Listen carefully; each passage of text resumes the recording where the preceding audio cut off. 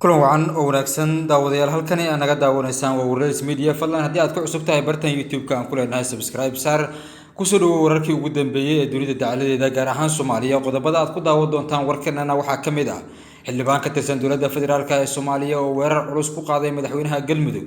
madaxweynaha Puntland oo amar uu soo saaray ay ka dhalatay carab aad u weyn iyo dibadbaxyo janan oo madaxweyne farmaajo ku eedeeyay in qas iyo fowdo uu ka wado gobolka Gedo midowga musharaxiinta oo shirkooda wajigii labaad u galay oo laga cabsi qabo inay soo magacaabaan gudi doorasho hogaamiyaha Tigreega oo lagu eedeeyay in uu sumeeyay sarkaal ka tirsan ciidamada Itoobiya qodobadaasi iyo qodobo kale ayaad ku daawan doontaan warkeena ee haddii aad ku cusub tahay bartan subscribe saar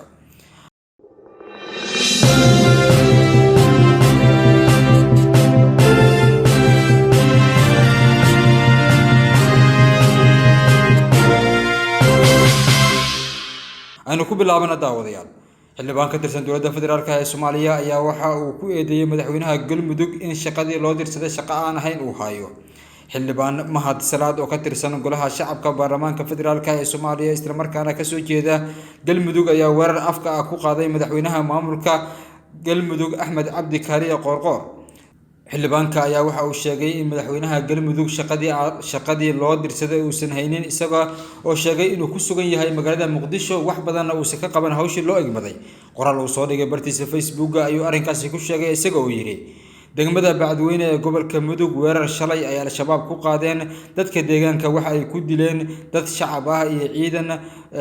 iyagoo dadka ku dhintay halkaas ay gaarayeen ilaa 40 qofood gaadiid dagaalna waa ay la wareegeen oo tignika ah shabaab ayaana qaatay waxa sidoo kale waxa uu sheegay in wadada Guriceel iyo Dhuuso Mareeb isku xirta dhowr iyo 10 sano ee u dambeysay aan laga aqoonin wax lagu magacaabo al-shabaab haatana dadka shacabku ay ka cabsi qabaan shabaab cabsi weyn laga qabo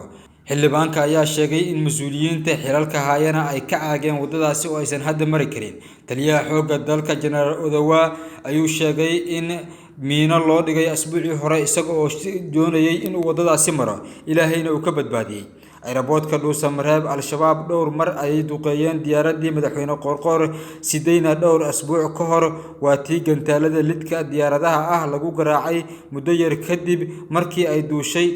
aeroboortka Dhuuso Mareeb ugu yaraan 8 furimood oo Galmudug dhexdeeda ah ayaa dagaal ka socdaan maleeshiya beeleedyo u dhaxeeya oo reer Galmudug wada ah ayuu yiri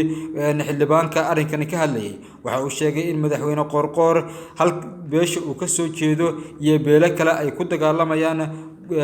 qaar ka mid ah deegaanada maamulka Galmudug madaxweyne Qoorqoor muddo bil ah xamar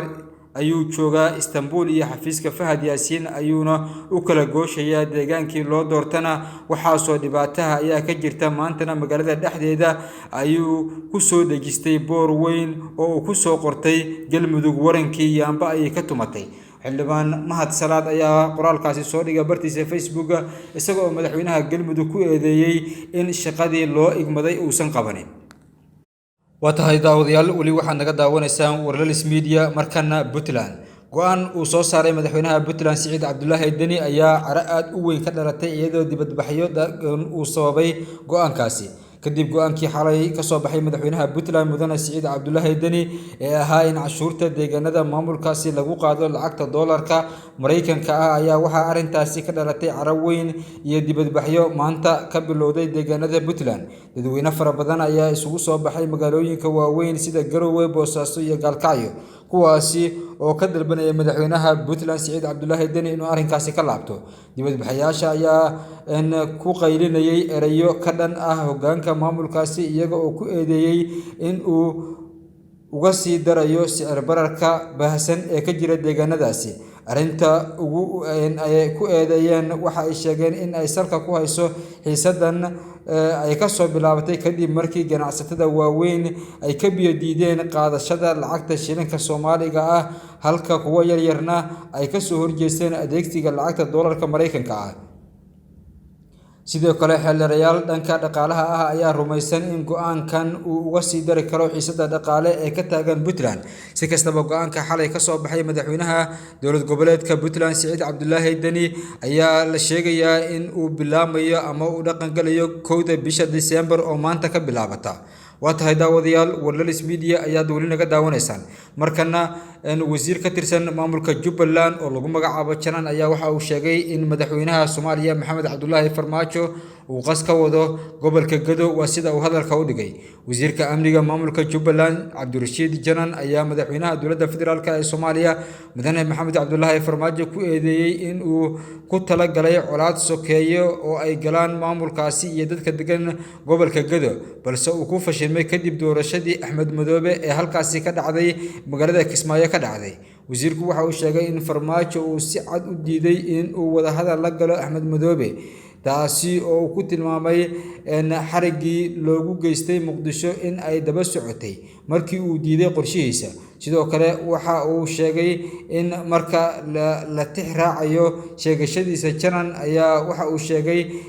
uuna qirtay in uu telefoon kula hadlay madaxweyne Farmaajo bartamihii sanadkii la soo dhaafay waxaana uu sheegay in kulan uu ku xigay uu la qaatay Faad Yaasiin oo Nairobi ka wada dhacay kaasi oo laga wada hadlayay arinta gobolka Gado